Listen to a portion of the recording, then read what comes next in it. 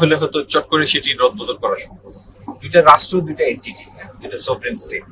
তো দুইটা রাষ্ট্র কোনো চুক্তি করলে চট করে সেটা থেকে এরকম ইচ্ছা স্বাধীন পরিবর্তন করা যায় না। তবে চুক্তির মধ্যে তো বিভিন্ন ধারা থাকে, দুইটা পক্ষ, কিছু ধারা একটা পক্ষের অনুকূলে যায়, আরেকটা পক্ষের অনুকূলে আরো কিছু ধারা যায়। এটা মিলেই তো চুক্তি, দুই পক্ষের জন্য একটা উইন উইন সিচুয়েশন তৈরি করার প্রয়াস থেকে চুক্তি। তো চুক্তি যেটি হয়েছে এটির বাস্তবায়নের সময় যদি এমন, আমি আবার পরিষ্কার করে ফেলছি, এটির বাস্তবায়নের সময় এমন কোনো কিছু যদি আমাদের সামনে আসে বা প্রতিভাত হয় যে এটি বাংলাদেশের স্বার্থের অনুকূল নয়, তাহলে সেই ধারা সংশোধন করার সুযোগ এই চুক্তির ভিতরেই রয়েছে। ভাই, সরকারের কাজ ব্যবসা করা না, এবং সরকার যে জায়গায় ব্যবসা করতে যায়, সেটি কলকারখানা হোক, সেটি অন্য কোনো ব্যবসা হোক, প্রতিটাতেই দেখা যায় যে ইনএফিশিয়েন্সির কারণে সরকার লোকসান দেয়। সরকার যে লোকসান দেয় সেই টাকাটা কার? আপনার আমার এই দেশের মানুষের টাকা। তো এই পাবলিক ফান্ডটার ভালো ম্যানেজমেন্ট হবে, সেই জন্যই তো মানুষ এক একটা রাজনৈতিক সরকারকে দেশের ব্যবস্থাপনার জন্য পাঠায়।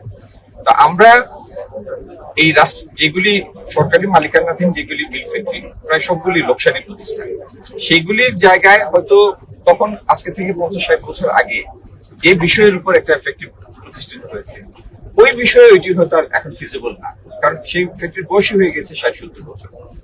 সেই সমস্ত জায়গায় আমরা ব্যক্তি খাতে বিনিয়োগকারীদের ডেকে অন্য মিল ফ্যাক্টরি করে যাতে তারা এমপ্লয়মেন্ট ক্রিয়েট করতে পারেন, সেই জন্য তাদের কাছে প্রস্তাব চাচ্ছে।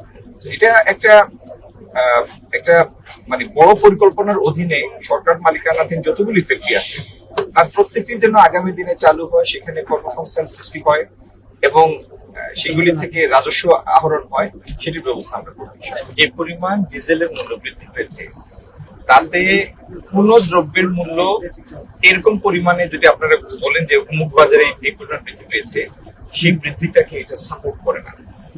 আপনি নিজেই হিসাব করে দেখেন যে 15% ডিজেলের মূল্য বৃদ্ধির কারণে একটা ট্রাকে কতটা ডিম আসে। মনে করেন যে খামারটা খাদিমনগরে আমরা যেখানে দাঁড়িয়ে আছি, এখান থেকে সিলেট শহরে যদি একটা পিক আপ এসে যায়, আপনার ডিম যায়, তাহলে কত হাজার ডিম যায়। তাহলে আপনি নিজেই হিসাব করে দেখেন যে প্রতি ডজনের উপর সেই মূল্যের অভিজ্ঞতা, মানে বৃদ্ধির অভিজ্ঞতা। স্পেকুলেশন কিন্তু এই মূল্য বৃদ্ধির জন্য একটা খারাপ প্রভাব। এই জন্য আমি সবাইকে অনুরোধ করবো, বিশেষ করে আমার গণমাধ্যমের ভাই বোনদের, যে এই যে স্পেকুলেটিভ যে একটা ইনফ্লেশন, এটা যেন না হয়, এটার দায়িত্ব আপনারা আমার সবার। আমি অনুমান করে করে জিনিসের দাম বাড়বে করে বাড়িয়ে দিলাম, এটা কোনো কথা না।